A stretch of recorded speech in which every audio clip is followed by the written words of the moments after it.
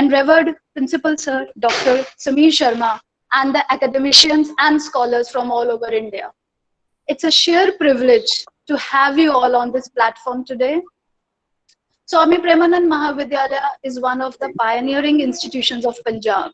It was established in 1971, and since its inception, it has aimed to impart quality education. Even in present time of crisis, the college is leaving no stone unturned to enrich the enthusiastic learners. The college has successfully organized 3 webinars in a series in the last few days, and is also coming up with workshops and webinars on research papers in coming days. Before starting with the webinar, I would like to give some instructions for the participants to adhere to. We request all the participants to keep their microphones and their cameras turned off throughout the session in order to ensure a noise-free and seamless presentation. We would encourage your active participation and interaction with the speaker by placing your comments or queries through the chat box only. The registered participants who wish to receive an e-certificate of participation will be required to fill up a feedback form. The link of this feedback form or attendance form will be provided at the end of the session. Submission of the feedback form will serve as attendance and is mandatory for the issuance of certificates. Once again, we thank you for your great interest and immense support towards today's events. Not taking much of your time, I now request our Principal Sir, Dr. Sameer Sharma, to formally welcome the guests of the day. Thank you. Good morning to all of you. Respected Shri Ajit Narangji, Senior Vice President, Managing Committee, Swami Premanand Mahavidyalaya, Shri Sarvesh Kaushal ji, IS, former Chief Secretary, Government of Punjab, and dear participant, first of all, I welcome Shri Sarvesh Kaushal ji, who has spent his precious time out of his busy schedule. So I welcome you, sir. It's your city, Mukeria. So you have started your career from the SUA. So I welcome from the core of my heart, and on the behalf of my managing committee, all the members of managing committee, I'm sincerely thankful to you. So dear delegates, I welcome you all in the today's webinar that is on human values for sustainable future. This progressive event of the day is based on sustainable development, which means meeting the needs of present without compromising the ability of future generations to meet their own needs. Of course, it's indeed one of the most awaited movement in the history of Swami Premanand Mahavidyalaya, when the most dynamic personality of this arena has spared his time out of his busy schedule. So I, on the behalf of the whole fraternity of the SPN College Mukeria, I welcome again Sri Sarvesh Kaushal ji for gracing the occasion. If I talk about the chief guest of the day, the resource person of the day, Shri Ajit Narangji as the chief guest, and Shri Sarvesh Kaushal ji, the main resource person, the keynote speaker of the day. Mr. Kaushal is retired as a special chief secretary cum director general of Mahatma Gandhi Institute of Public Administration. Education is the supreme component of human value with infinite potential for supporting greater values for improving the quality of life of the people. The four thoughtful vision of Shri Sarvesh Kaushal has led Punjab to make one achievement after the other. He has made the state synergized with political farsightedness, academic thrust, administrative compliance, far before the government of India did it. In his fast pace of technological change, he has changed the entire paradigm, reconstructing a digital government, flattened hierarchy, and entailed personalized service, which is the need of the hour. E-District project, which is the backbone of e-governance in the Punjab, has been rated #1 in the country consistently by Ministry of Information Technology, Government of India. And He is often known as the man behind the successful implementation of e-district projects in the state, which is considered as backbone of e-governance in the state. His guardianship has made Punjab successful in implementing many e-governance programs like back-end computerization of various departments, online service delivery using state portals, state service delivery, gateways, e-Sarkar, e-district, etc., which have improved the functioning of the government to provide all services in an efficient and hassle-free manner and identified services on the online basis. Sir, we are very grateful to you. So we are all fortunate to have enlightened talk from him today on about what we have achieved and what is the roadmap ahead. So thank you, sir. Thank you sparing your time. Now I invite Shri Ajit Narangji, the Vice President, Swami Premanand Mahavidyalaya Managing Committee, to formally open this function with his opening address. Shri Ajit Narangji. आज दे स्वामी प्रेमानंद महाविद्यालय मुकेरिया के webinar से की speaker परम सत्कारयोग श्री सर्वेश कौशल जी, IAS, former chief secretary Punjab college के principal doctor Sameer Sharma ji, उन्होंने teacher साहबान और participants, मैं आप सब नूं अपने वालों अपने कॉलेज की मैनेजिंग कमेटी स्वामी प्रेमानंद महाविद्यालय वालों वेलकम करना और धन्यवाद करना और अपनों जी आने नूं कहना। मैं खास तौर पर धन्यवादी हाँ श्री सर्वेश कौशल जी दे, जिन्हों ने अपने बिजी शेड्यूल के विचों समा निकाल के इस वैबिनार से की स्पीकर होना स्वीकार किया है। श्री सर्वेश कौशल जी दी जो शख्सियत है वो किसी इंट्रोडक्शन की मोहताज नहीं है। ये 1982 के कैडर के IAS ऑफिसर ने 1981 इन्होंने 37 साल अपनी एज IAS सर्विस की। 1981 IPS सिलेक्ट हुए। अगले साल ही 1982 IAS सिलेक्ट हो गए और इन्होंने अपना कैरियर, मैं बड़ा फखर है कि इन्होंने अपना कैरियर साढ़े Dasuya division sub division Dasuya तो स्टार्ट किया, जदों कि साडा मुकेरिया भी उस वक्त दसूआ के अंडर आउंदा सी। उस तो बाद ये हुशियारपुर दे विच भी एज डिप्टी कमिश्नर इत्थे सर्विस की। उस तो बाद बहुत एडमिनिस्ट्रेटिव जगह पे काम किया और इन्होंने वो अपने एक्सपीरियंस नाल अपने एडमिनिस्ट्रेशन एक्सपीरियंस गेन किया। उस तो बाद ये पंजाब की top most position chief secretary ते जाके पहुंचे और उत्थे 3 साल बड़े ही कामयाबी नाल, बड़े ही ऑनर नाल सर्विस की। मैं इन्हों का बहुत धन्यवादी हाँ, बहुत शुक्रगुजार हाँ कि इन्होंने अपने कीमती समय करके साडे इस वैबिनार नूं स्पीकर होना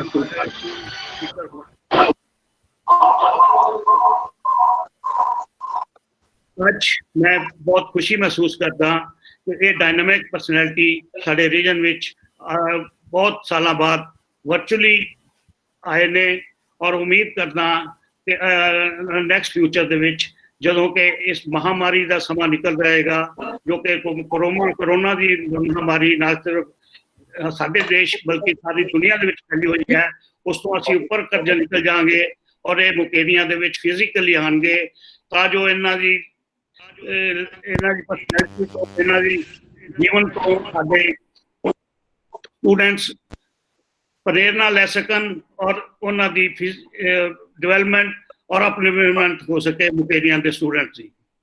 आज का टॉपिक जो human values for sustainable future on which Shri Sarvesh ji is deliberating is need of the our.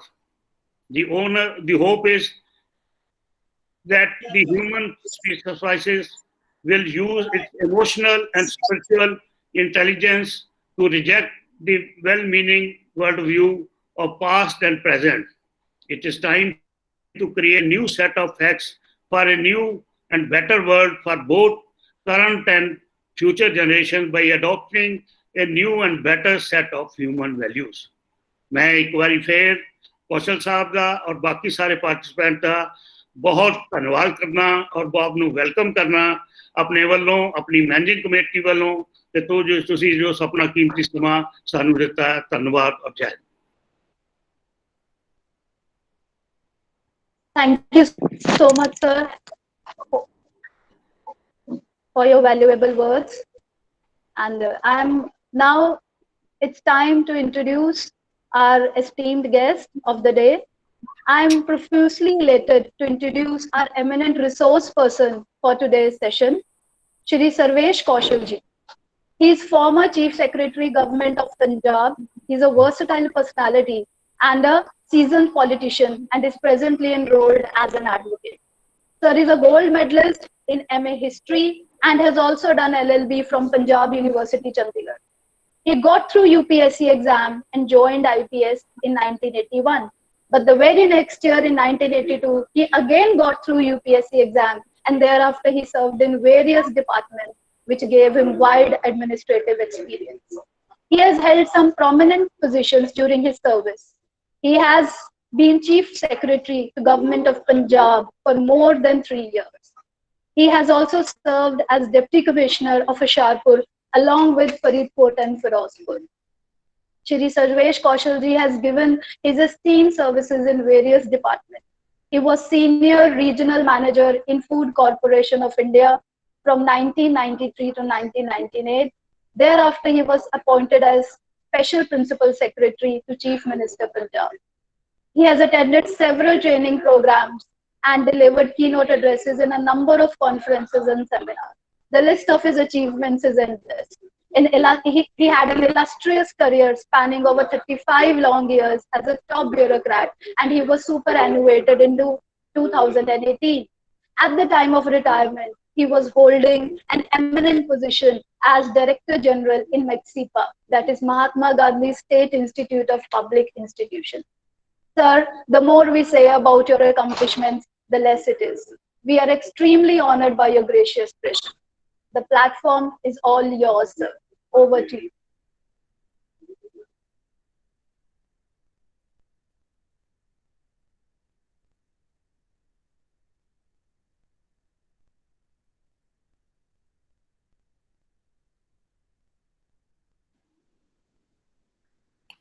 Good morning, everyone.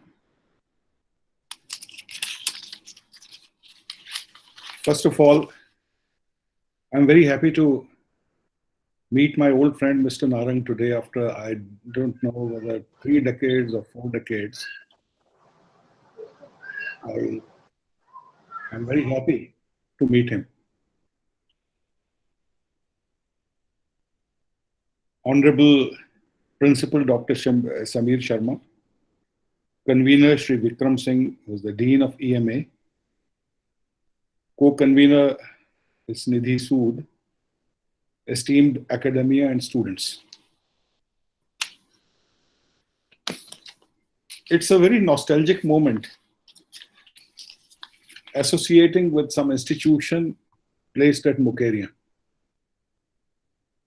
because I have worked at the grassroots level in this region where the Mukerian is for almost 2 years, and the most troubled times that the Punjab experienced, 1984 to 1986. It's like returning to the Karam Bhumi. So the moment I got an invitation from Principal Samir Sharma, I think I didn't take even a minute to say yes. Secondly, I'm humbled by the introductory remarks about me. It's a custom and a tradition to usually exaggerate the accomplishments of the resource person. And I am also a victim of that. Very frankly, I from the core of my heart, wanted to be an academician in life. But unlike the generation today, we were a very obedient generation. And the parental pressure and the grandparental pressure and whatnot forced me to take these silly examinations which select people for the Indian Administrative Services and other services, and I had no option but to get through and serve for the various governments for almost 4 decades. That gave me a lot of exposure, multidisciplinary exposure, handling education, higher education, medical education, technical education, law and order, information technology, agriculture, irrigation, finance, planning, and whatnot, without making me a specialist like the academicians become.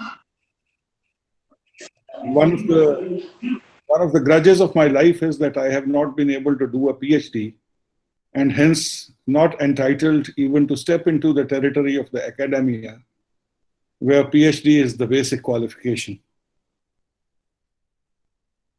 And why I could not do it was that most of the universities now insist for an entrance examination,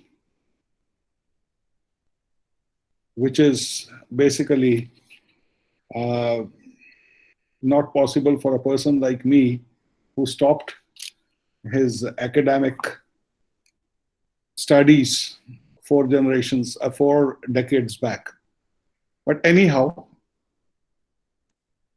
let us start with the topic of the day. I've been told to deliver my talk in English, though there is a caveat that some of the students here might like me to speak intermittently in Hindi or Punjabi also.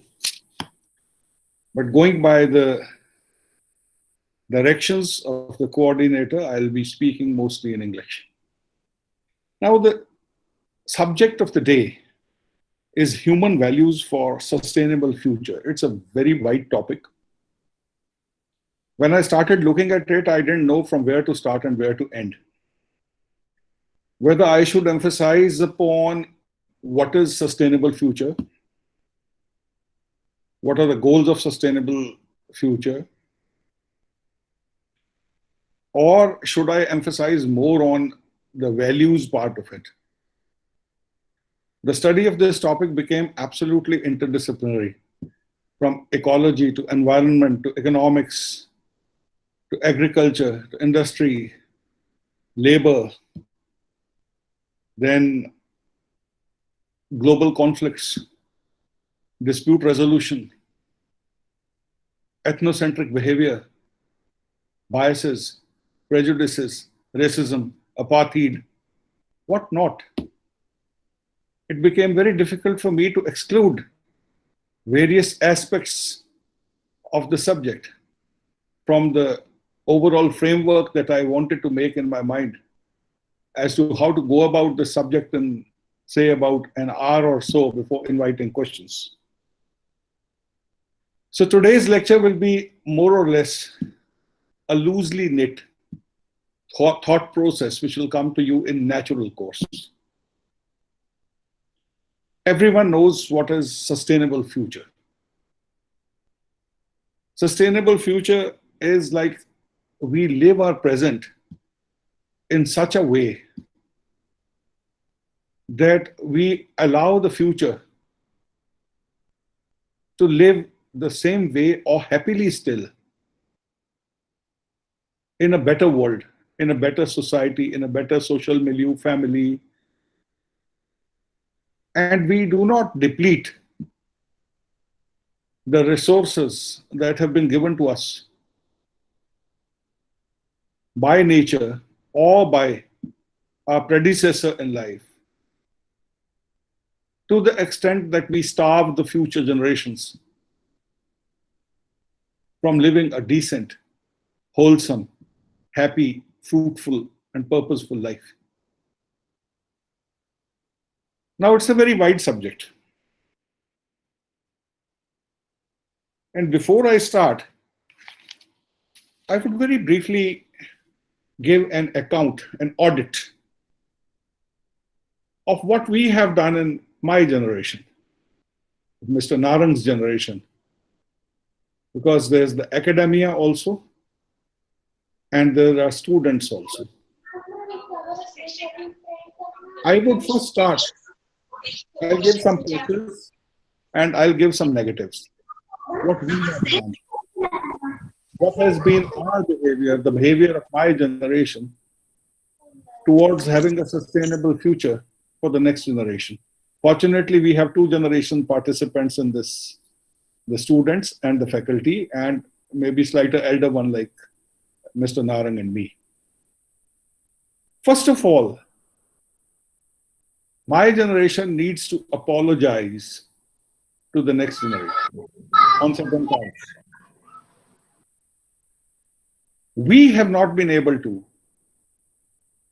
give to the future generation unpolluted water, unpolluted air. We have not been able to give them that pure water which they used to drink from the wells, from the hand pumps, or directly from the taps. We have failed there. We have also lagged behind in giving them ease of living. Most of this generation is rattled in carving out a comfortable daily routine. We have created processes which has complicated their lives. Most of their time and energy and positivity is consumed by the useless procedures, useless certifications, useless affirmations, visits to multiple offices, lack of online access to services, which should be a routine. Though we have made an effort, but we have not left the next generation with quality time by taking care of their daily lives. We have not been able to give them a society which is free of ethnic biases, a society which is by and large free of caste discriminations, a society where minorities have not been made to integrate happily with the national mainstream. We have not been able to give them the desired degree of infrastructure. We have not been able to give them the world-class institutions of higher education. And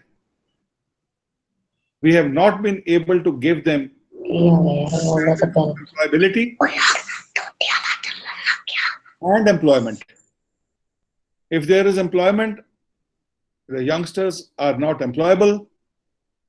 And if they are employable, there are no avenues of employment. These are the failures and many others of my generation. On the other hand, we have done our best to give you certain things which you would appreciate. I started when I was a student in the school or college, there were no cordless phones, there were no computers, there were no mobile phones, even transistors were not there, only one brand came in 1970s. There were no air conditioners till the late 70s. There were no desert coolers till early 70s. There were no fuel-efficient cars. There was no internet, which takes 5 to 6 hours of the present generation's time. There were hardly any roads. From Hoshiarpur to Chandigarh, even I had to cross 7 big chos as deputy commissioner where there were no bridges. And tractors used to be deployed to pull out the deputy commissioner's car when it used to get stuck in sand. That was the infrastructure. But now understand what type of highways you have got, what type of trains you have got, what type of airlines connectivity, Udan. You have an airport at Pathankot, you have an airport at Adhampur. You have an airport at Amritsar. You have an airport at Dharamsala. Just see, within 2 hours journey from Mukeria, how many airports do you have today?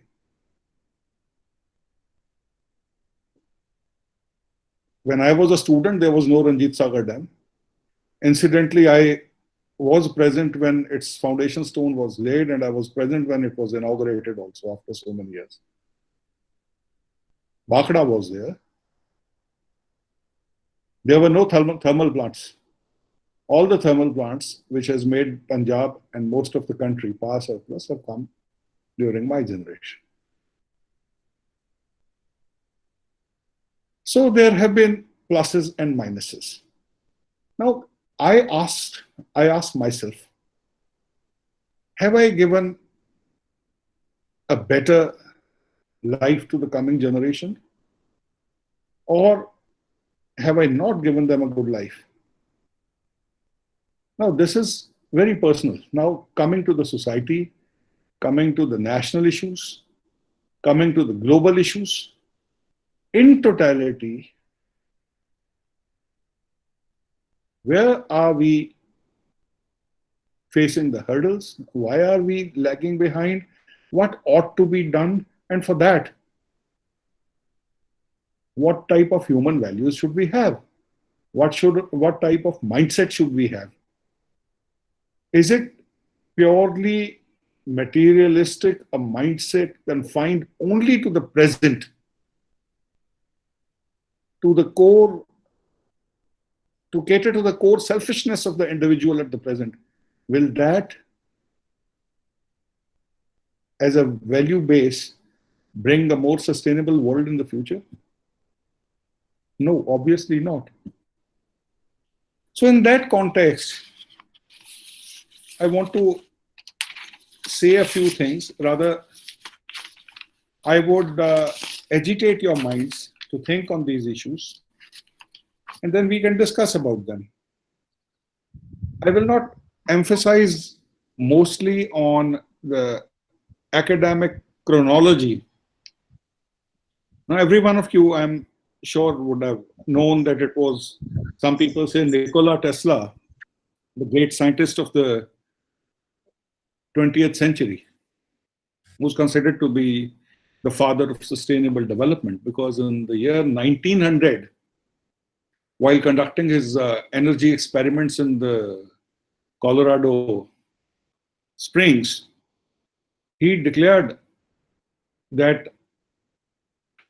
the renewable energy and energy preservation is going to be the need of the 21st century. And this he came to a conclusion in 1900. This was, and then, you know, the definition that the principal Sharma Sahab gave, that we have to meet our needs without compromising the ability of the people in the future to meet their own needs. This is Brundtland definition. And he was a former Prime Minister of Norway. His full name was Gro Harlem Brundtland. He chaired the World Commission on Environment and Development Commission and gave his report in 1987. This report was published by the Oxford University And the title of the report was Our Common Future.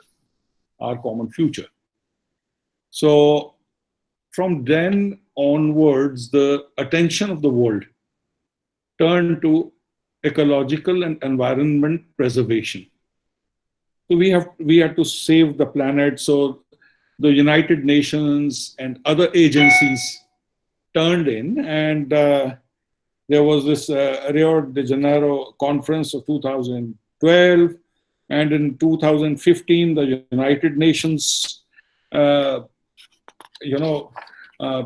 chalked out the Sustainable Development Goals. Earlier it were the Millennium Goals, and these goals, broadly, I won't take much time because I expect the academia to know, so I don't have to teach academics to the academia.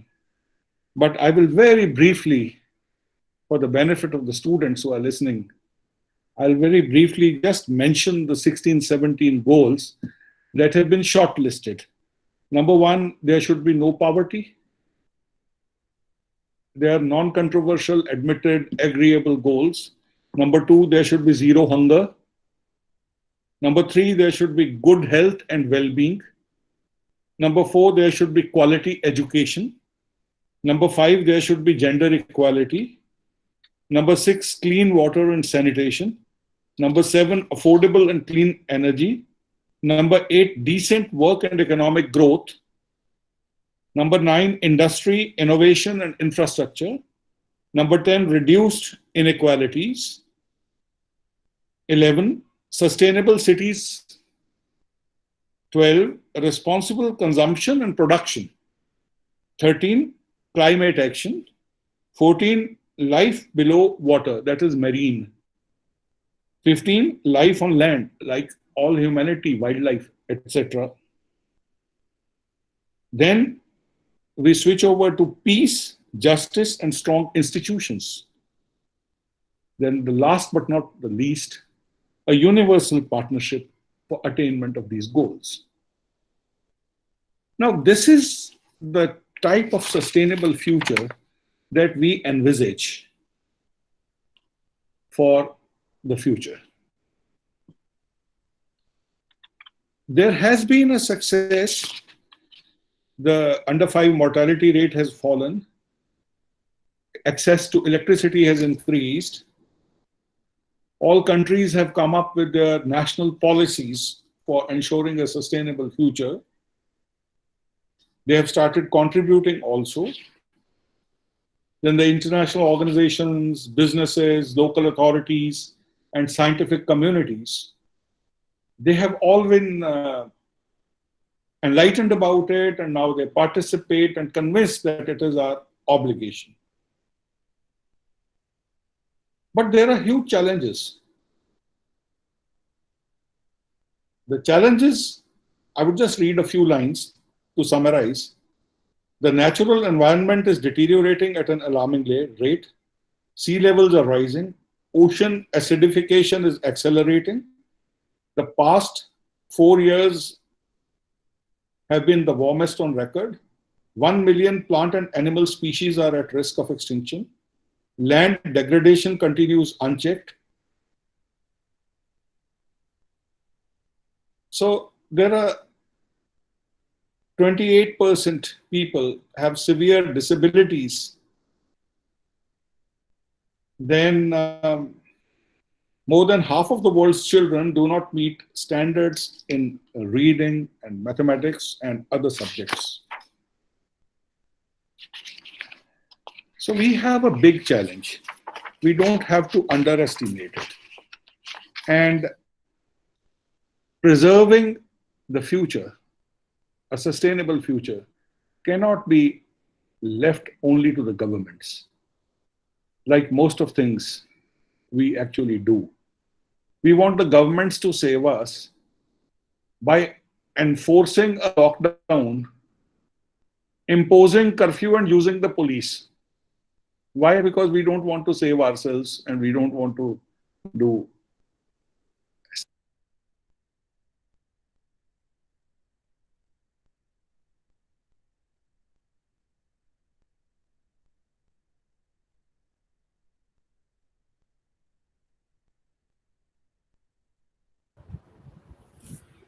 Sir, sir, somebody muted Kaushal sir.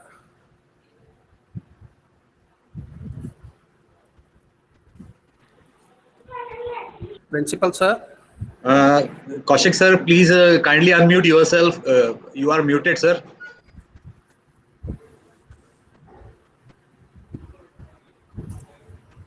Since when was I muted?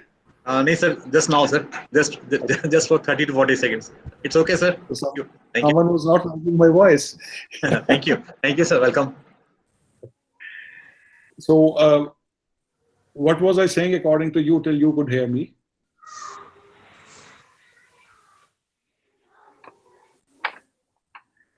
So,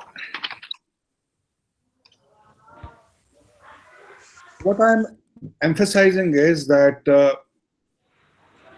creating or having a sustainable future world cannot be left to the governments alone. It has to come from within the core of the heart as an attitude, as a value, as a moral, as an ethic from every human. Because the governments represent the people and people get the governments they deserve. And the governments are bound by their answerability to the people. So therefore, for tackling the huge issue of bequeathing a sustainable future to the next generations is seriously everyone's problem.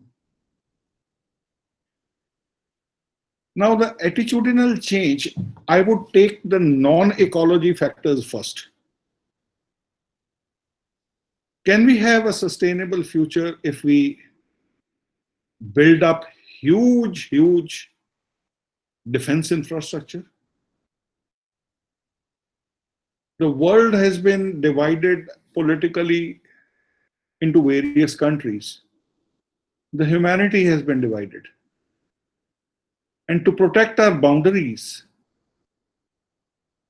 every country is spending billions and trillions of dollars and rupees to raise big armies, buy costly fighter jets and bombers, have radar systems, have intercontinental ballistic missiles and interceptors.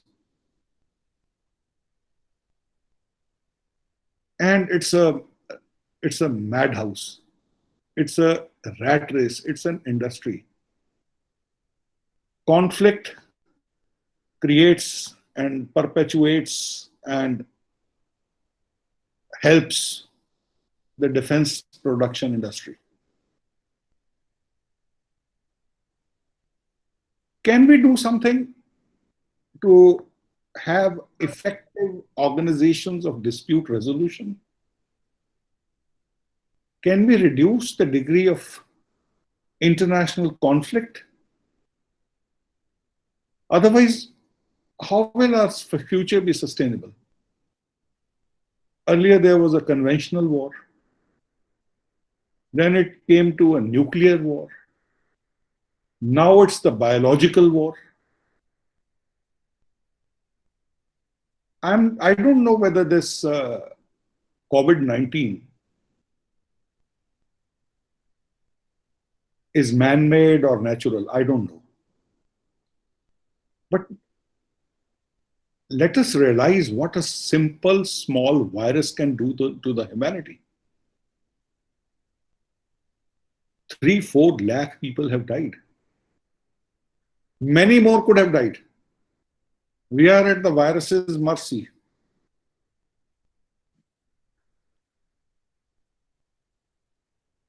Do we need to have these dangerous biological labs, if at all they are there, for achieving military goals? Do we have to use this biological warfare as a weapon of destruction? Do we need to sit on the stockpile of nuclear bombs, nuclear warheads?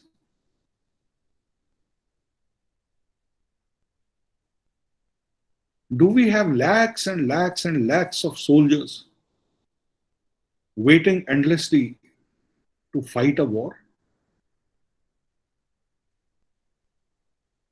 Now we have the global institutions, the United Nations, this and that.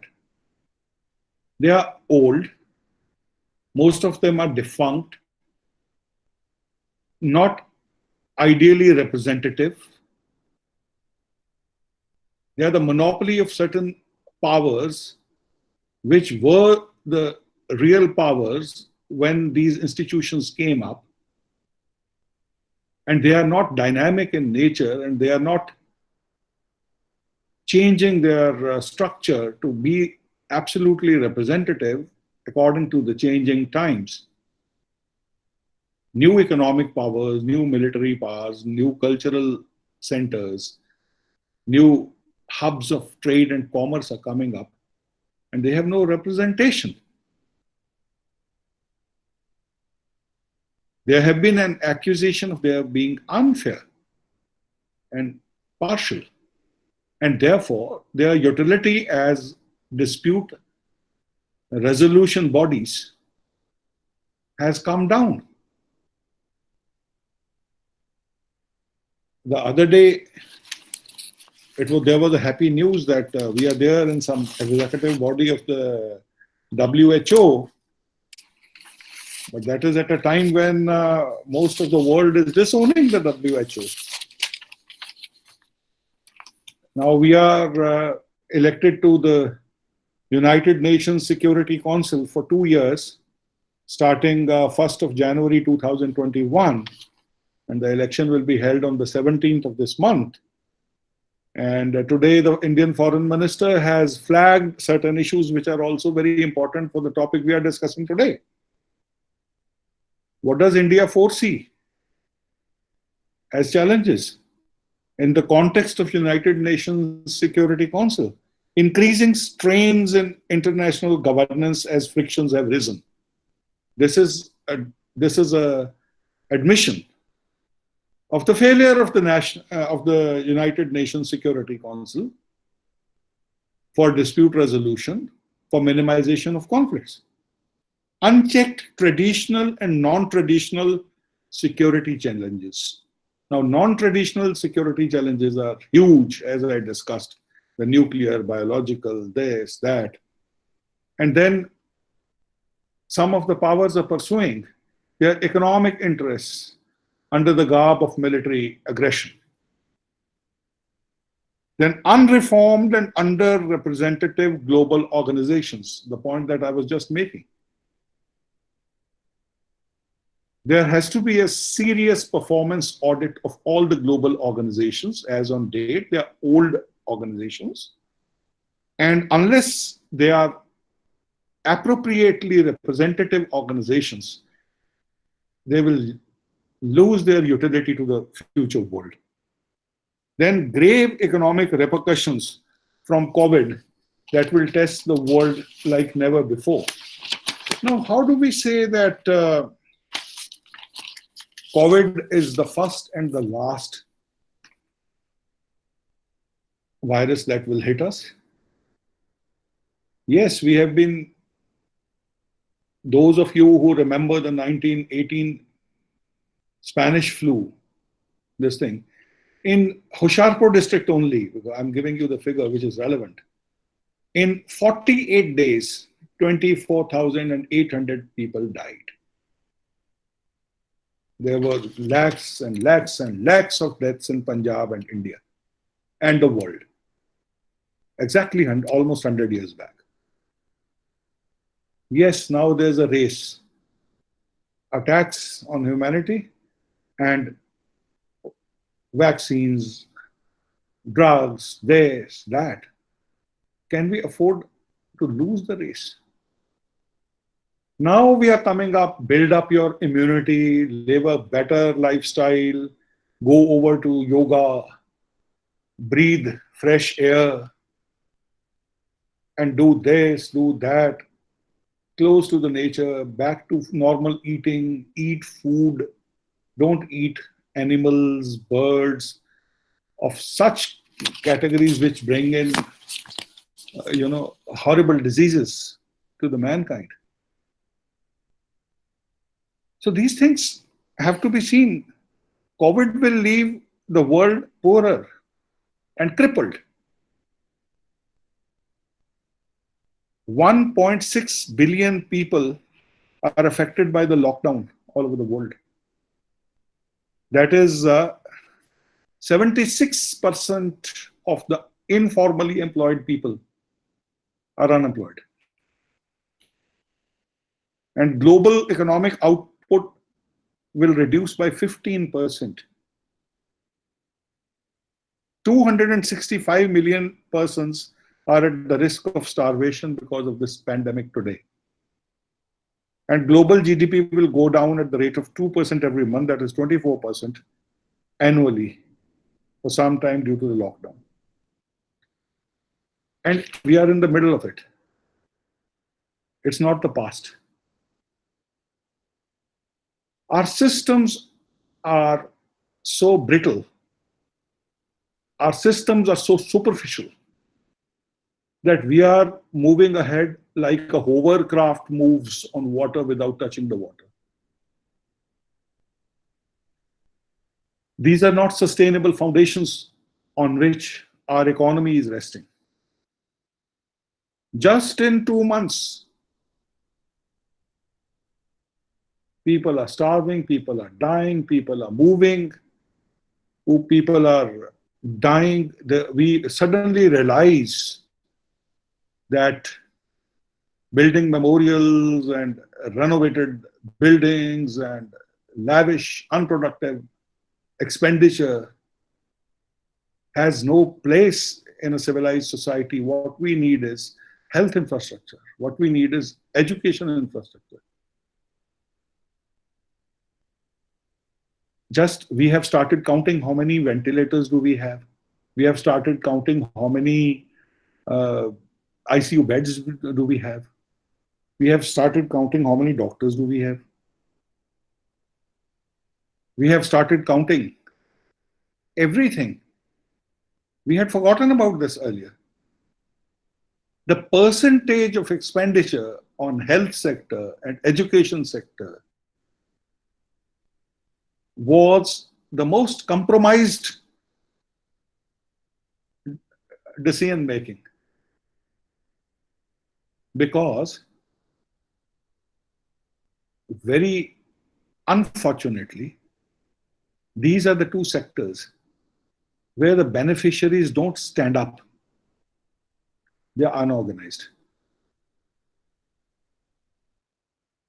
And it is something in continuation. It doesn't give the thrill of ribbon cutting as it happens for the new project and different projects. But now, I think we'll have to turn around and refix our priorities of public expenditure, even in the families, in the society. Even the private expenditures shall have to be rationalized. I have studied economics, and I feel everyone who studies he feels that his subject is very relevant. But I feel that from a beggar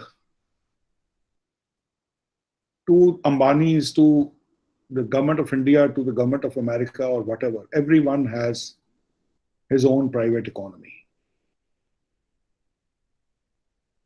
How much of our expenditure is wasteful? How much of our expenditure is productive? Yes, we take consolation in the fact that we spend crores of rupees in marriages, which sustains the marriage industry. Absolutely rubbish. Because in economics, we have to see every unit of expenditure should bring the highest multiplied productivity. It should not go to a certain sector or a community only to fill up their stomachs during the day. We cannot eradicate poverty by just giving subsidies, putting food into the mouth of the people, giving them free this thing, free that thing. We have to provide them the ladder, the wherewithal to climb and jump across the wall of poverty. So there comes the role of skilling. Our feudal mindset has to change. This value has to go. If we are rich, 10% of our income we are squandering. We are distributing blankets.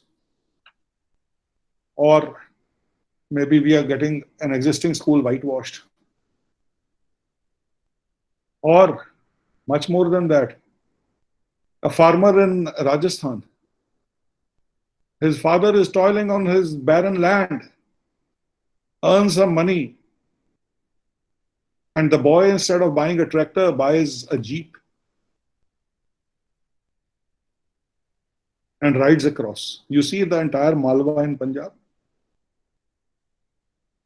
There was a time every boy had a jeep, and his key of the jeep was in a key ring, and he was rotating it on his little finger.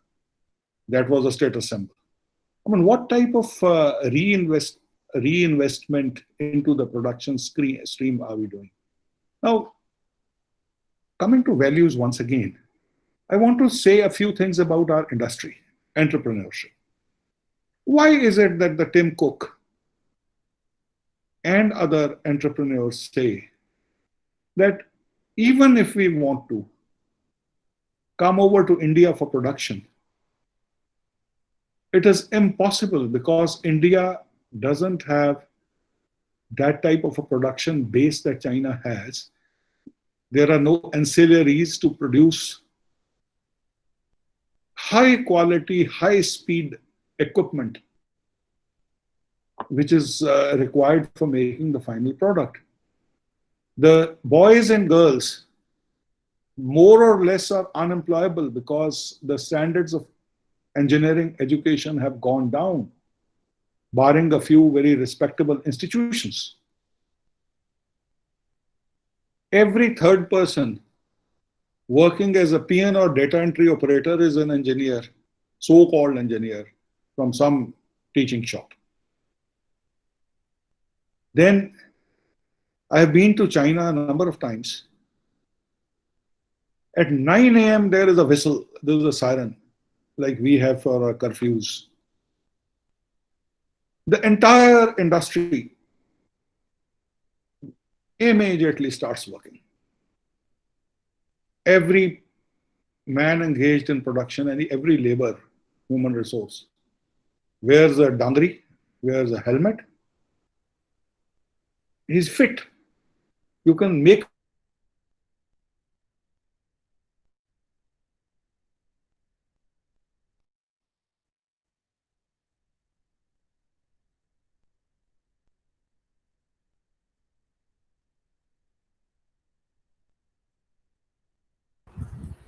Principal, sir.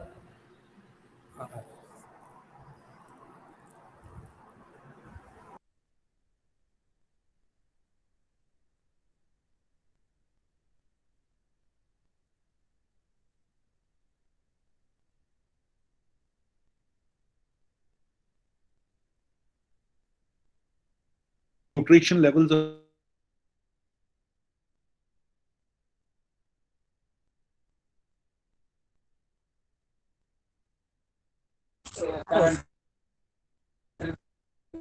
भाई तुम्हारे pipe में फिटली गिरा हुई हो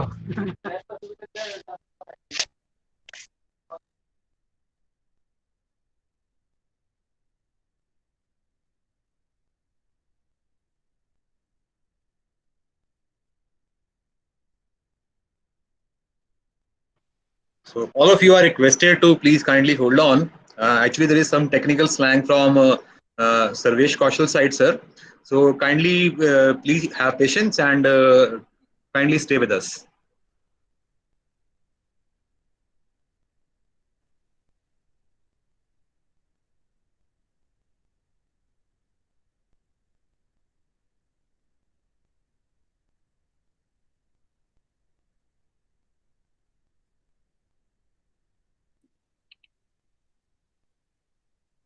It is not necessary that the next generation is as efficient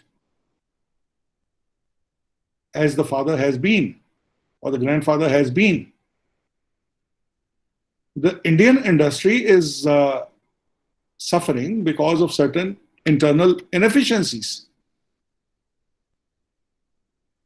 When the next generation joins or takes over, and the industry is run in a non-professional manner, and the funds are siphoned off from productive stream to luxury, then we cannot compete with the efficiently run industry in terms of pricing, as well as in terms of speed of production and quality of production. We keep on blaming China and other countries for selling their goods in India. If we can't make the goods that we need, someone will sell them here. So another thing that we need to inculcate in our character is efficiency. A laborer has to be efficient, an entrepreneur has to be efficient, academician, officer, politician, everyone has to be efficient, having all the skills that his or her profession requires. Efficient and productive. Easiest thing to do is to blame the government. We don't do research because we don't have funding. We are not making profits because the government policies are not very encouraging. But what about your own internal inefficiencies? What about the amount that you take out of the production stream and spend on luxury? Anyone I meet says that we are undergoing a lot of hardship, but the entire family visits Switzerland 3 times in a year, and they ride in cars of 1 crore, half crore, this crore, that crore, and still they say that we are in great trouble. This is inherent inefficiency. The same is true of the government, the same is true of the administration, governance, everything. We are becoming an inefficient and unproductive country. That is why Make in India is not succeeding. That is why our children have lower comprehension levels in maths and other languages. I went to a high school in Fatehgarh Sahib. Everyone knows Fatehgarh Sahib as Sikh history. And it is a place where there was martyrdom of the Sahibzadas. In the history class, I asked questions relating to that very incident, and the class could not answer them correctly. The teacher was present there. Now, what do we do? Nothing. We have to have an inner urge as a teacher, as an administrator, as a politician, as an entrepreneur, as a farmer, to be very productive and efficient, cost effective, competitive, ruthlessly efficient. Now the farmers are not working. In America and Canada, all farmers, the farm owners are also working along with the labor, if at all they have to employ, for the work in excess of what their family can handle with the machines. Here, there are absentee landlords, and there are landless farmers. The landlords who have the money and the education to modernize agriculture and to create infrastructure and mechanization, they don't do it because they just keep on removing the cream that comes to the surface. The farmers, the landless farmers or uneconomic holders of agricultural land do not have the money to modernize agriculture, even to buy seeds. They work themselves. They take land on thikka contract, pay to the landlord.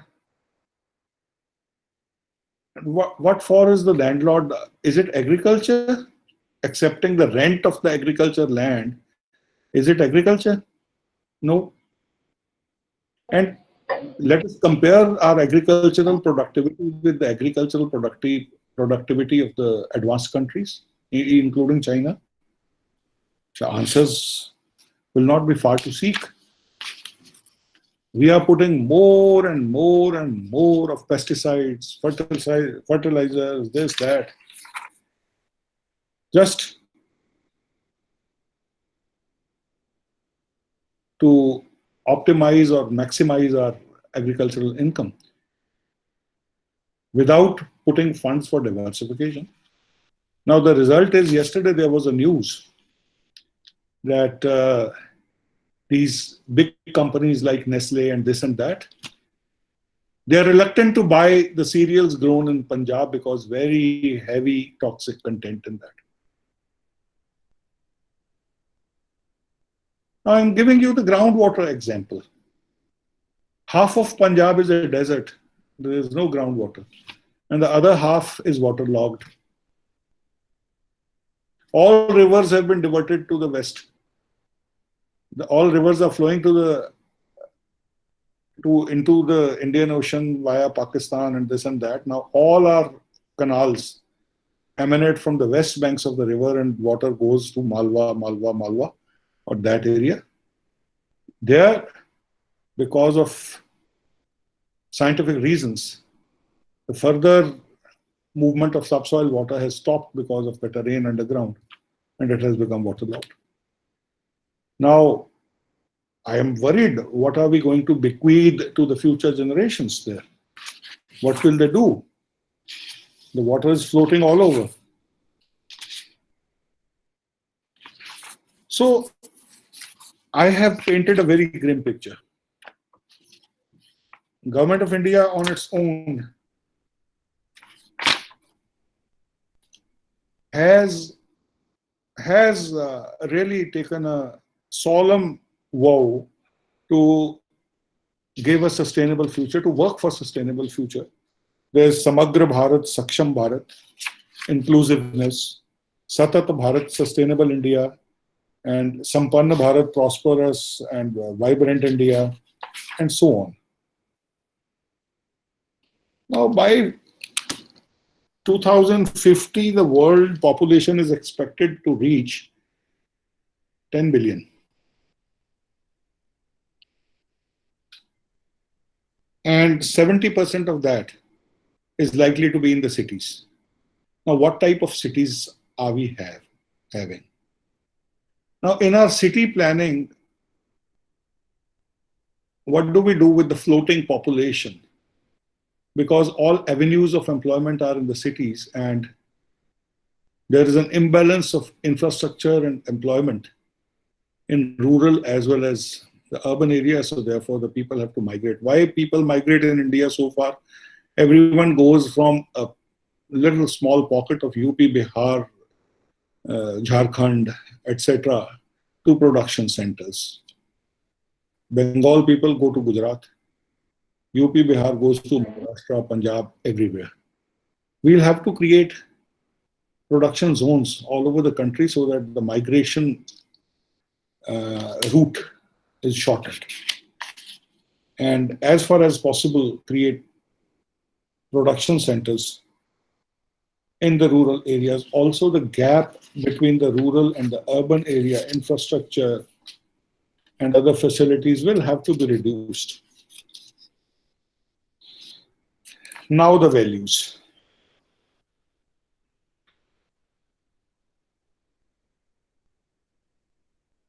What are values? Values are foundation of person's ability to judge between what is right and what is wrong.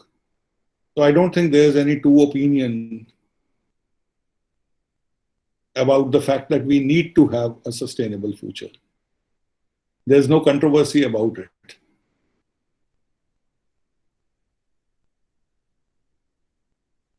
Then what should be our ethics? Now, ethics are standardized values.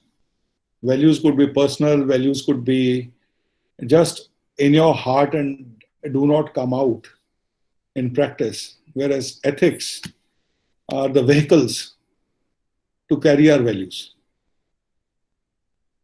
Now, we can have family values for sustainable future of the family and sustainable future of the society, sustainable future of our country, and sustainable future of the world.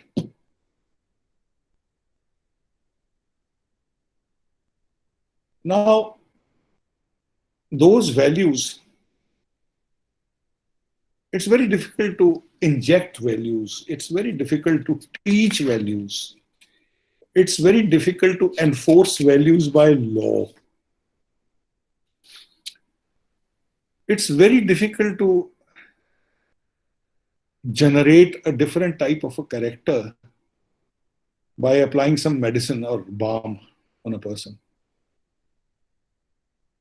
We'll have to think where we are lacking.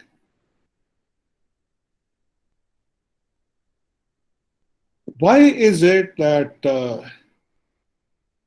honesty, integrity, truthfulness, understanding, tolerance, spirit of inquiry, knowledge, etc., is getting increasingly compromised?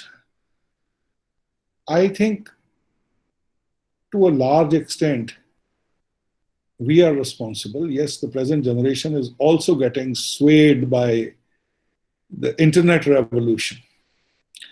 Those were the days when every traveler on a train or a bus used to carry a book of varied interests and they used to read. Now, for the last 10 years, I haven't seen any youngster with a book in his hand. Everyone has a phone. Everyone has earpods. What to talk of reading a book on philosophy, on psychology, on sociology, or even on the history of the mankind? They're playing video games. They're not even talking to others. Even the communication skills are going. When 4 persons get together for 5 minutes, they do not have anything to talk to them. They start playing with their phones. Now, it's a serious challenge. How do we inculcate these personal values? Yes, we have taught them to be untruthful because maybe they see us not speaking the truth. They see that we are not reliable. They see that we are manipulative. They see that we want to make fast gains. They see that we are using huge plastic stuff and not disposing of our medical waste, biomedical waste appropriately. They are watching us breaking the traffic rules, jumping the lanes, jumping the red lights. They are watching us. So we'll have to change here. We are responsible. Let's openly admit it. Why is it that a child in America pulls up his father or mother that what the hell made you jump the red light? And why is it that our child here in India starts clapping when you do such a funny thing? What is wrong with us? I don't know. Academia can think better. But in comparison, there is some serious deficit, and I think we are responsible for that.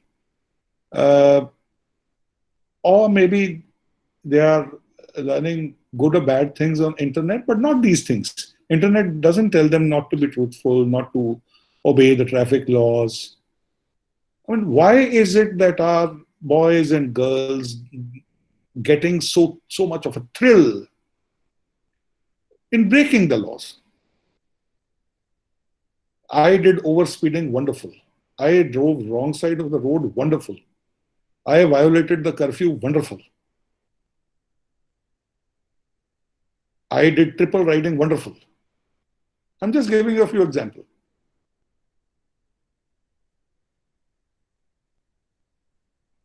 I do not stand in a queue.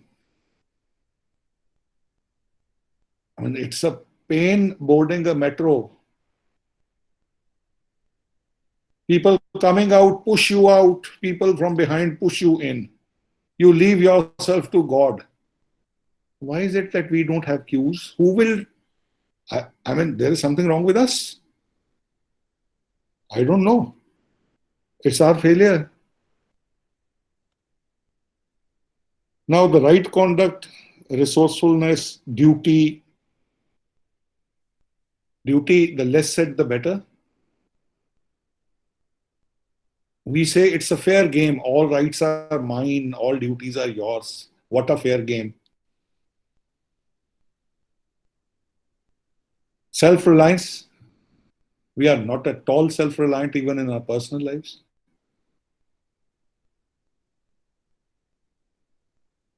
"20 years back, I just came out of my house and started cleaning my cars.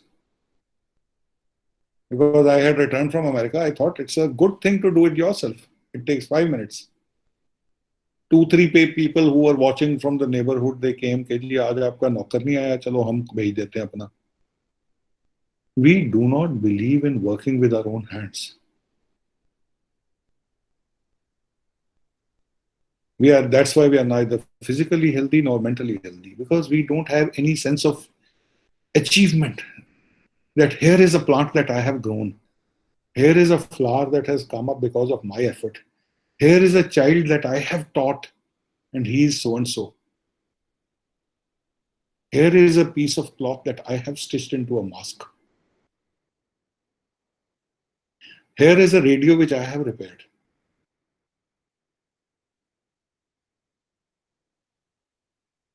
Then our biases. Ethnocentric biases are the worst.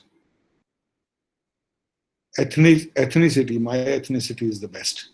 My religion is the best. My language is the best. Anyone who doesn't wear a tie is not formal. Anyone who wears a burqa, why should he or she?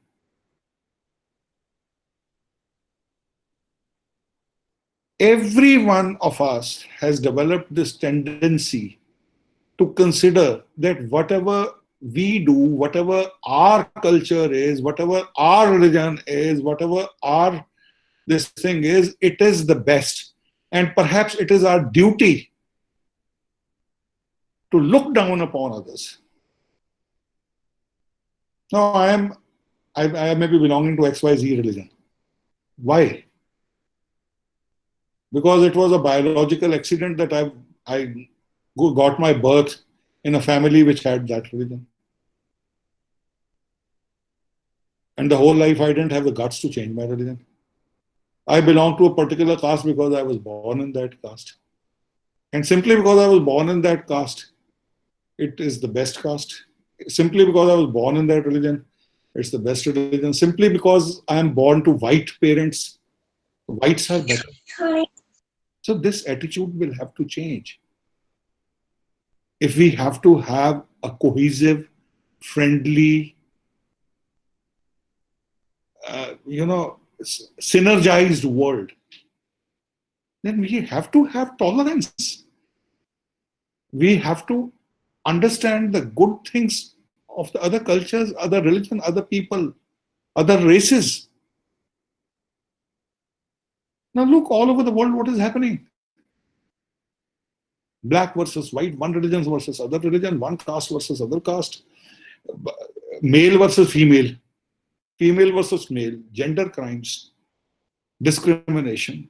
Wherever we get an opportunity, we discriminate on the basis of our unconfirmed, unverified beliefs, which is just prejudice and which is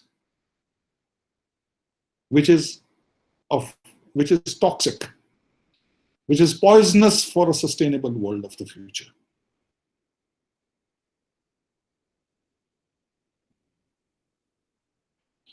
The Indianness, the simple living, self-reliance, satvikta, lesser expenditure, high quality time, spiritual and intellectual excellence.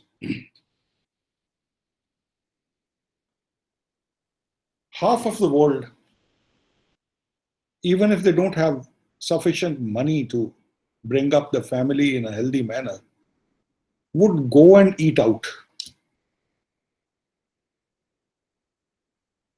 would like to spend and show off beyond their means.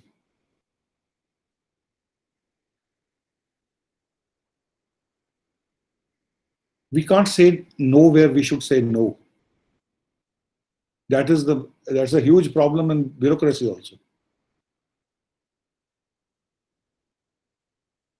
That's why it's a country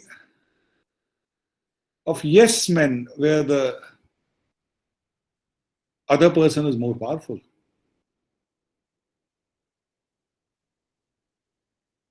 We don't spare the weak.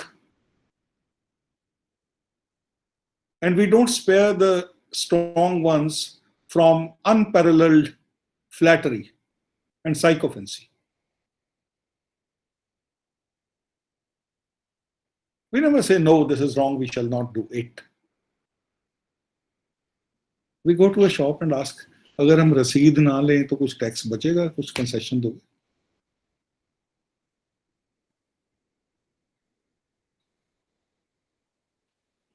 The future generations are looking at us for examples. We cannot sermonize anything which we do not do.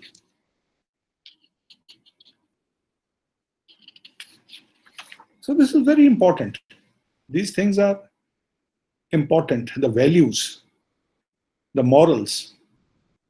We have even stopped teaching moral science in schools because we are such an acrimonious society that we have tagged ethics and morals with religion. We are not allowed to tell the students in the class of ethics today, speak the truth, be punctual, follow the societal rules, respect the other gender, give a helping hand to the physically challenged, give a helping hand to the socially and economically challenged as you grow up, and do not tolerate bad behavior, excesses, meanness. Do not tolerate untruth and corruption. So these type of values, we can't import them from China like we import our furniture in containers. No, it's a country where even objects of worship are made in China.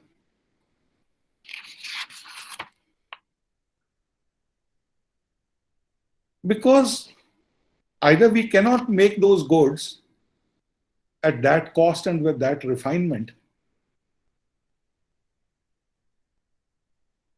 I don't know what's the problem.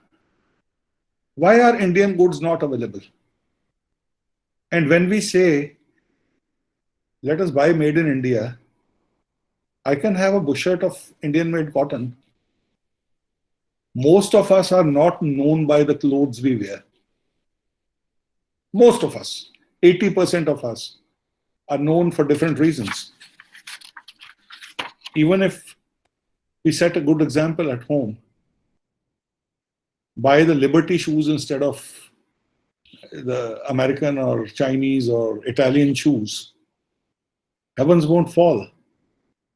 But though that simple living will influence the value base of our future generations, which is essential for a sustainable India.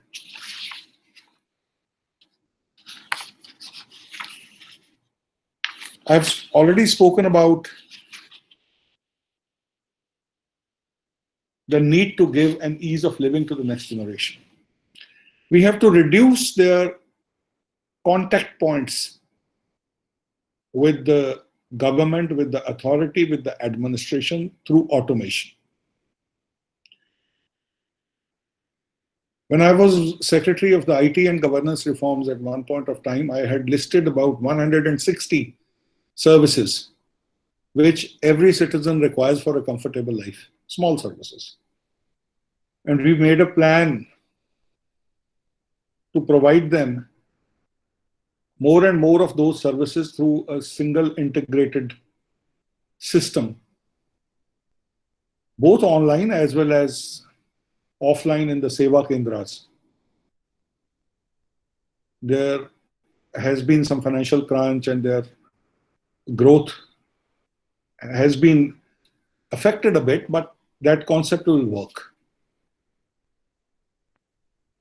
We buy now air tickets online, railway ticket online, bus tickets online. We take appointments with the doctors in PGI and AIIMS online. Similarly, those who are not digitally very comfortable, they can go to the Seva Kendra or the single point service centers. So this type of digital intervention, automation, online services, we will have to create 100%. Now I went to UAE. You won't believe it, there's a Minister for Happiness there. There's a Ministry for Happiness there. And I had an interaction with the young professionals. They say on one app, there are all essential services like ration card, gas, taxi, this, that, tax payment. And it takes 5 minutes for them to. In India, it may take 5 months.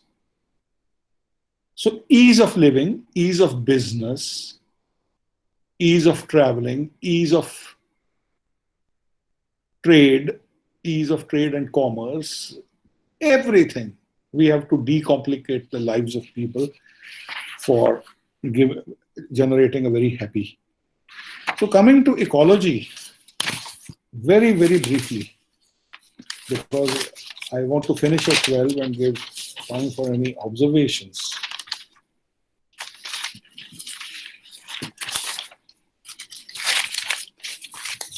We'll have to do something about stubble burning.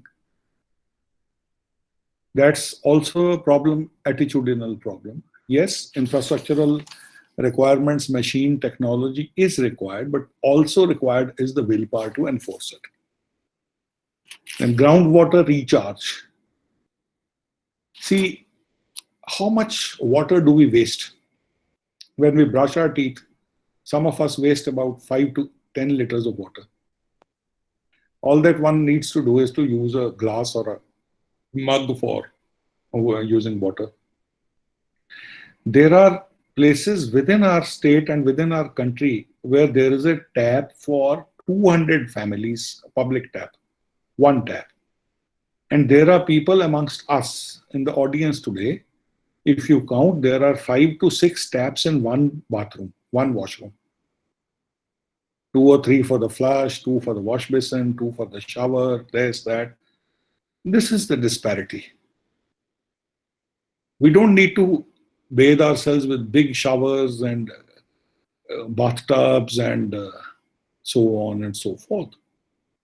Water is precious. In Bangalore, recently there was so much of froth in a lake that the lake started burning.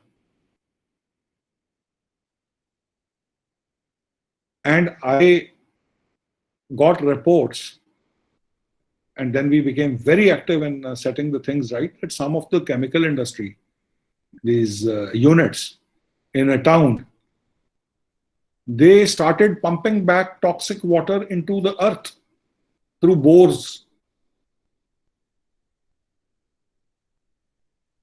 The biggest crime against sustainable future. We have to make an example of these fellows when we bring them to book and make them face the laws. Deforestation. Now here our religion and culture comes in.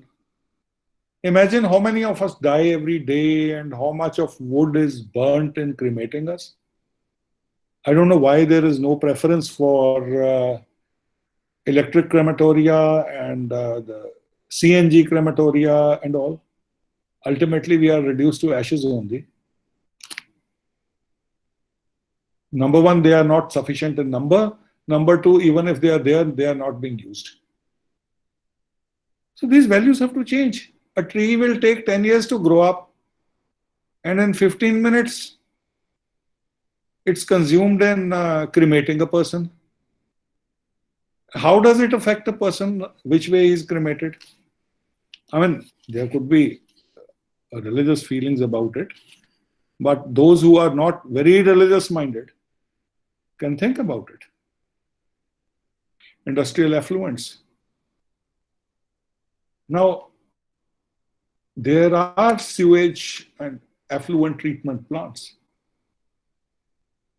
but they work only if there's enforcement. There is no inner urge or values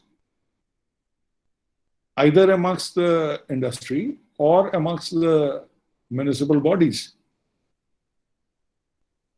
to use them to the optimum efficiency for the future generations. No. They would like to save some chlorine, they would like to save some electricity, so that their immediate is glorious and the future, let it be doomed. So these are the values which we need to introspect. We should talk about them more often, because the worst that can happen is that we stop talking about them. If we stop talking about them, we will accept them. And a state of acceptance of such value system which ruins the future of the planet and ruins the future of the generation, shall we like that our future generations should perpetually live with masks on their faces? We in our younger days never had bottled water. That is something inevitable. Do we want that our future generations should keep on dying with by inhaling smoke coming from stubble burning, from vehicular emissions, for the chimneys of the brick kilns and the chimneys of the thermal plants where there's no treatment for the effluents? No, that is not the thing we need to do. We have to carry out the development projects by maintaining a very delicate balance between growth and environment. Do we need more forests or do we need more thermal plants? Do we need hydel units? Do we need nuclear units? Do we need more malls or do we need more fresh air? Do we need more memorials or do we need to build more hospitals, ICUs and trauma centers? So these things we need to discuss a lot, and in our homes, in our social groups, in our schools and colleges. It may help inculcate some good values, but we have to be very clear that we are banging our head against a wall, because values, morals, ethics are created over a period of time. And a failing generation cannot produce a successful generation in terms of values, ethics, and morals. So first of all, we have to set an example. We have to set an example for creating means for developing and a happy, prosperous world where the future generations bless us for what we have bequeathed to them in succession. So with these words, I come to an end of my talk. Thank you very much.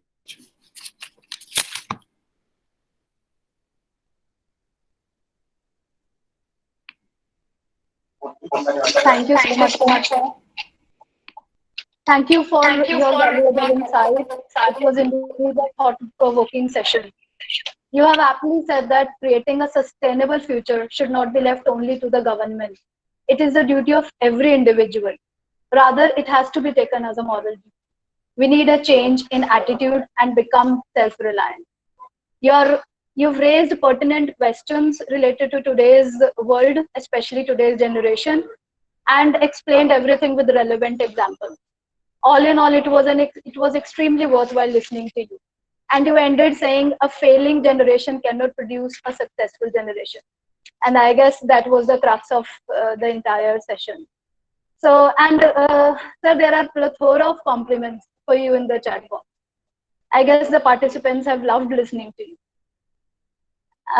The forum is open for discussion. If anyone wants to come up with a question, are most welcome. Hello, sir. Good afternoon. Sir, I have one question. Just give me 1 minute break. Just give me 1 minute break.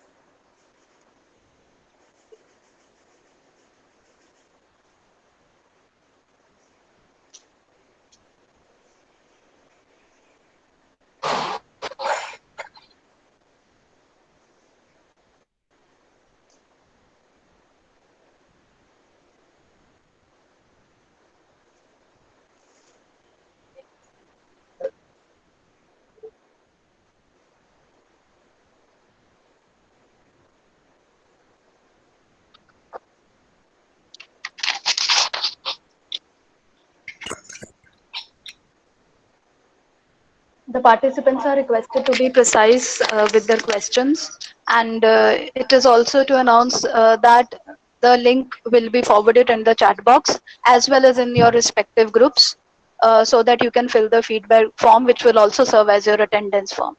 Yes, so we welcome you back, sir. And there are some inquisitive participants who really want to ask you their queries. So can we go ahead with it?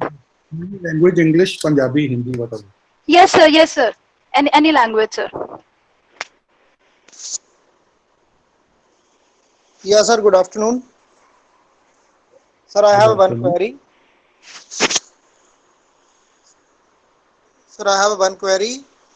Yes, yes, sir. You can go ahead with it. Yeah, sir. What can be the strategies to be adopted by the educational institutions for inculcating the human values among the children or the students? Sir, can you suggest any kind of strategies which we can adopt? Yes, one strategy that I can think of, the fundamental is that we have to be the best examples, number one. The second strategy can be that we can create some value growths. Okay. Basically, we can have the ecology growth,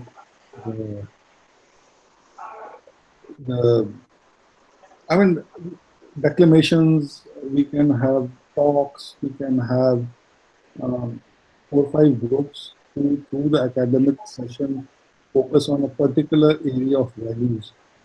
And particularly, they should study the breaches and then come out as the guardians of those values in an institution. There can be an interaction, talks, but the first and the foremost thing is the values that we show them in ourselves as an example. That is very, very important. Yes. Yes, you cannot, I mean, you have to have some groups, some discussion, some interaction, and something hands-on, like you can ask a group to adopt a certain area on the field. Someone should start operating or overseeing waste treatment plant, and without fighting there, give an audit report of that. Someone should run an already running biogas plant. Someone should try to, go through Okay, sir. the Government of India and this state government websites and other material available on the net regarding they should suggest how there can be automation, digitization, online delivery of services. Because these boys and girls will, once they take over, they should have that flame in them. You have to just ignite the flame, and it will work after 5 years, 10 years. It may not be seen immediately. So you have to ignite that flame of desirable values in their mind with the hope, with the sanguine hope that it works when they are at a place where their decisions and actions matter. Yes. Thank you, sir. I hope this answers the question. And sir, there is one more question which was posted by Mr. Dev Kumar. He asked that, do you think that materialistic culture is to be blamed to a great extent for the erosion of values? Of course, to an extent, yes. Of course, to an extent. Now, what is materialism and what are materialistic values? The person who has asked the question has not explained what values has he in his mind. But any value which is focused only on the profit making of the present at any social cost or any national cost or any community cost or at the cost of future generations. Like I gave the example, if the industry doesn't operate the treatment plants, it is highly materialistic. Now, if materialistic is only earning of profits, illegitimate profits, of course it's a serious breach in values. And we don't have to teach these values to the next generation. Teaching is not a good word. We don't have to set that example to the next generation, because we don't need to teach the next generation. They look into our eyes, they watch us doing things, and they do the same things. They draw their own conclusions. They're very bright. They're very, very bright. Thank you so much, sir. If anyone else wants to come up with a question. Hello हाँ sir, मैं ये जानना चाहता हूँ कि मूल्य और व्यवहार की दुनिया में जब अगर इतना अंतर है, तो फिर वो दोनों के बीच में जो नई पीढ़ी है उसको कैसे ये समझाया जाए? मैं सुन नहीं पाया, दोबारा कहिए जरा। सर, मूल्य और व्यवहार की दुनिया जो है, ये इतना अंतर है इन दोनों में कि समझाना बहुत मुश्किल होता है नई पीढ़ी को। जी, ऐसे है कि वो हम व्यवहार की आड़ लेके मूल्यों को बिल्कुल ही छोड़ देते हैं। दिक्कत तो है, मूल्य और व्यवहार में अंतर तो है, दूरी तो है, लेकिन कोई ऐसी दूरी नहीं है जिसको कम ना किया जा सके या दूर ना किया जा सके। कुछ पक्ष में नहीं दूर हो सकती, कम तो हो सकती है। प्रॉब्लम कब आती है? जब हम व्यवहार का बहाना बना के मूल्यों को रख देते हैं।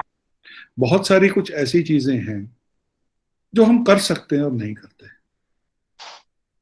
1 किलोमीटर दूर अगर दफ्तर है तो हम साइकिल पे जा सकते हैं, हमें दूसरी कार नहीं लेके जानी चाहिए। अगर हम घर में 4 जने हैं तो हमें 4 कारों की क्या आवश्यकता है। अगर एक घर में एक टेलीविजन से काम चल सकता है तो हमें 4 टेलीविजन क्यों चाहिए।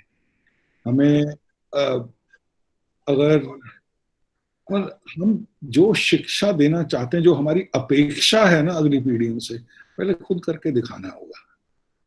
अगर आप सुबह उठते हैं, व्यायाम करते हैं, पूजा पाठ करते हैं, सात्विक भोजन खाते हैं, शुरू से बच्चे को ये सिखाया है, तो उसके बिगड़ने के बहुत कम चांसेस हैं। बात तो ये होती है कि हम आधी रात को आते हैं ऊट पटांग जगह पे होके या शराब पी के, तो उसको कहें कि तू सुबह गंगा जल से नहाया कर। तो पहले अपनी क्रेडिबिलिटी एस्टेब्लिश करने की बड़ी जरूरत है फैमिली में। बाकी जहां तक समाज है, अब कैरेक्टर बिल्डिंग है जो व्यवहारिक।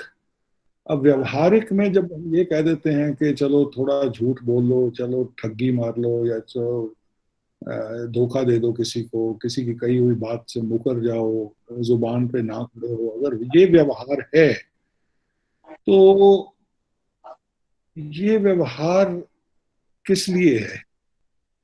आप देखिए कि इस व्यवहार के बगैर क्या जिंदा रहना मुश्किल है? अगर आप समझते हैं कि मुश्किल है तो इसको 100% से कम करके 20% पे तो लाइए। मूल्यों को बिल्कुल ना छोड़िए।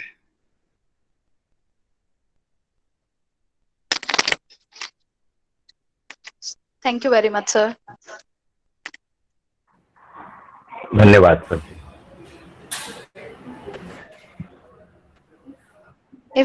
Is there anyone else who wants to come up with any question? Okay, thank you so much, sir, for answering the queries of the participants. Now, moving further, I would like to request Professor Vikram Singh, HOD Department of Economics, and the convener of today's webinar, to propose a vote of thanks to the guests. Thank you so much. A very good afternoon to all the eminent personalities of this webinar. On the onset, I am highly thankful to the Almighty God for enabling us to conceptualize and executing the idea of this webinar.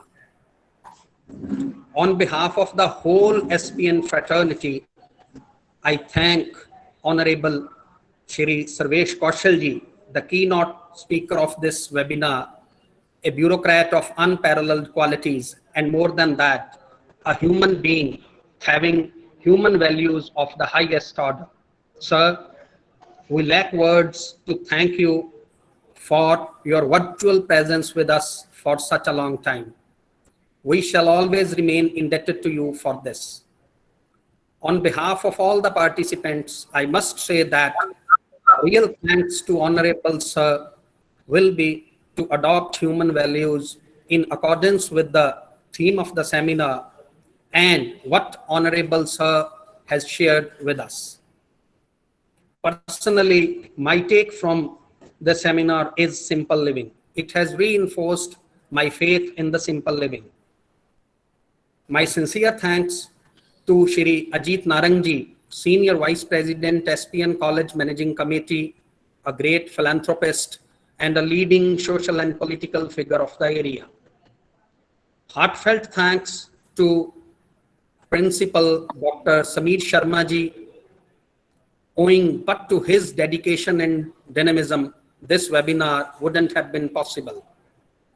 Tons of thanks to the participants, faculty members, researchers, students, and other participants from various walks of life from all the 4 corners of the country for having participated in this webinar. Some of them had to face some problems and inconvenience because of art and technological problems.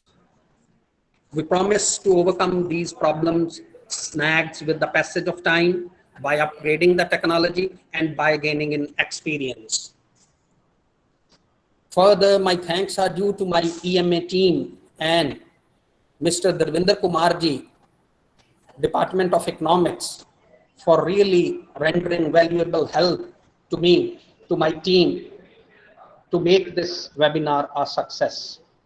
Lastly, what very importantly, great thanks to Madam Nidhi Sood ji, HOD Postgraduate Department of English, for having put in all sort of efforts to make this webinar possible. In fact, she hasn't been co-convener, but rather more than a convener in the conduct of this seminar.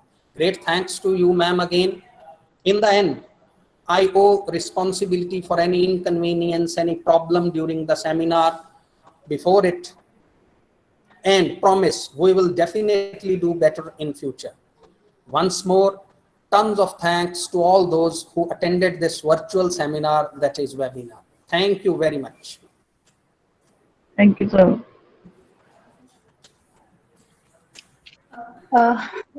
With this, we come to the end of the insightful and knowledgeable session. Sir, we've been extremely honored to have you with us here. And I thank to all my participants who have joined us from different parts of India. And your feedback forms have been shared, and you will be receiving your certificates within the span of next 10 days. Thank you so much. Thank you very much for giving me an opportunity for being with all of you. I have loved this session. More so, as I told you, that associating with an institution where, in an area where I've worked, it has given me a lot of thrill and a lot of nostalgia. Thank you very much. Thank you so much, sir. Sir, it's been a privilege to have you here among us. Thank you, sir.